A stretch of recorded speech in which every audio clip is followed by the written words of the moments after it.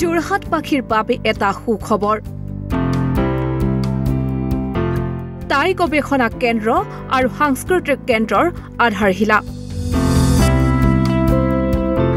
যোৰহাটত নিৰ্মাণ হ'বলগীয়া টাই গৱেষণা কেন্দ্ৰ আৰু সাংস্কৃতিক কেন্দ্ৰৰ মঙলবাৰে আনুষ্ঠানিকভাৱে আধাৰশিলা স্থাপন কৰিলে হিতেন্দ্ৰনাথ গোস্বামীয়ে।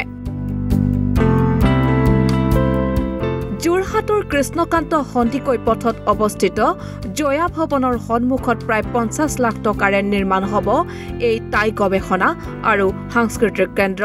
আমি বিচাৰো যে যিখিনি কৃতিচিহ্ন আছে মই যিকেইটা জানো সেইকেইটাটো মই চেষ্টা কৰি আছো।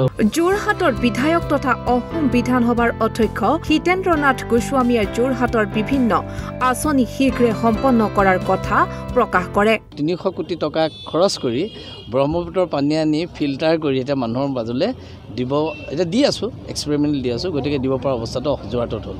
আৰু এইটো হৈ গ'লে 116 কোটি টকাৰ টাউনৰ পানী প্ৰজেক্ট আৰম্ভ হ'ব। এই দুটা ভাল খবৰ। টাই গৱেষণা কেন্দ্ৰ আৰু সাংস্কৃতিক কেন্দ্ৰৰ আনুষ্ঠানিকভাৱে আধাৰশিলা স্থাপনৰ পাছত সন্তুষ্টি প্ৰকাশ কৰিছে ৰাইজে।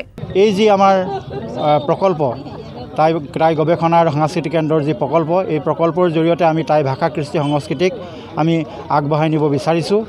যোৰহাটৰ পৰা আনন্দ বৰাৰ ৰিপৰ্ট, ইছান নিউজ।